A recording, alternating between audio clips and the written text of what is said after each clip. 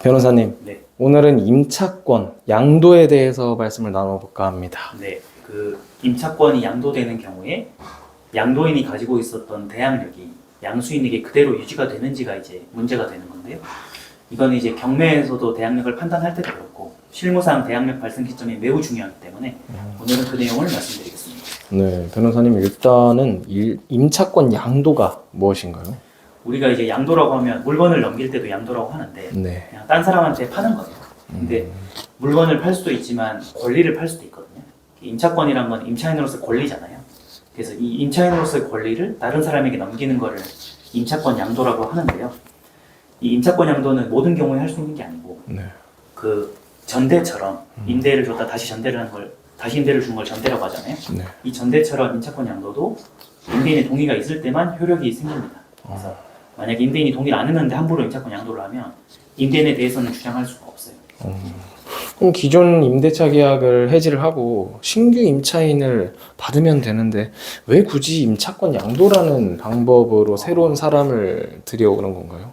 그 상가는 보통 권리금 계약을 맺기 때문에 뭐 영업이라든지 시설이라든지 그런 장소적 이익을 신규 임차인이랑 임차권 양도 형식으로 주고받기는 하거든요. 네. 내 자금을 회수하기 위해서. 근데 주택은 어떤 사람이 살았던 집인데 임차권 양도 받을 필요가 없잖아요.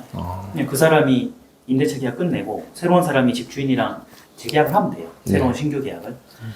근데 이제 주택의 경우에도 임차권 양도가 아주 예외적으로 필요한 경우가 있는데 보통은 임차인들이 원해서라기보다는 임대인들이 원하는 경우가 많아요. 그러니까 임대인들이 예를 들어 그 전세를 줄 때는 담보 물건이 없는 깨끗한 부동산이었는데 막상 전세를 주고 난 돈이 필요할 때 담보 대출을 받거든요. 네. 그러면 세입자가 먼저 들어오고 나서 대출을 받기 때문에 그 후순위 담보라고 해가지고 은행 담보가 2순위가 돼요. 그래서 살고 있는 임차인한테는 문제가 없어요. 어차피 1순위 보장을 받으니까. 네.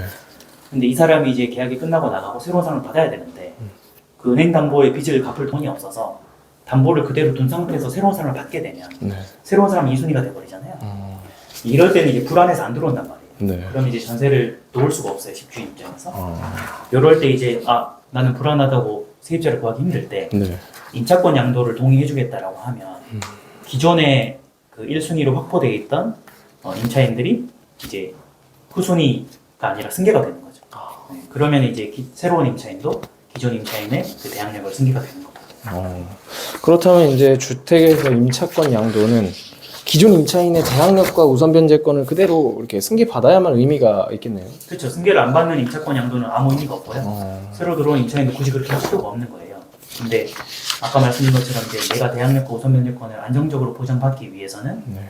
그 집주인이 받았던 후순위 담보 물건보다 순위가 빨라야 되는데 이럴 때 이제 기존의 임차인의 그 대항력과 우선 변제권을 그대로 이전받기 위해서 자신이 점유도 하고 전입신고를 하지만 임차권 양도라는 형식을 취해야 되는 거예요. 민법상 직접 점유랑 간접 점유 법무에 따라서 임차권 양도의 경우에는 대항력이 승계가 되는 겁니다. 그러면 경매에 참여하는 사람이라고 하면 뭐 임차권 양도인지 뭐 신규 임차인의 재전입인지 이런 거를 매우 중요하게 봐야 된다는데 맞는 얘기인가요? 그렇죠. 이제 경매에서 말소기준 권리보다 그 대항력 있는 임차인이 있으면 인수주의에 따라서 보증금을 내가 인수받고 낙찰을 받게 되는데 네. 그럼 이 사람이 대항력 있는 임차인인지 아닌지를 판단해야 되잖아요. 일반적으로는 경매 관련 그 매각 물건 명세서란의 등기부를 보면 판단이 돼요. 근데 임차권 양도의 경우는 안 드러나거든요. 그러면 언뜻 봤을 때는 전입신고가 늦으니까 네. 뭔가 이게 이 사람이 대항력이 없는 임차인이라고 착각할 수 있는데 알고 보면 이제 임차권 양도가 돼 있던 경우 이럴 때는 법률상 보증금을 돌려줘야 돼요. 낙찰을 받는 사람이. 그래서 집행관이 쓰는 현황조사서라든지 매각 물건 명세서 이런 것만 보고 믿을 게 아니라 반드시 현재 점유한 임차인이 누군지를 현장을 봐야 되고 그 사람이 혹시 임차권 양도가 된 사람은 아닌지 이런 것들을 반드시 확인한 다음에 경매에 참여해야 안전하다 이렇게 볼 수 있습니다.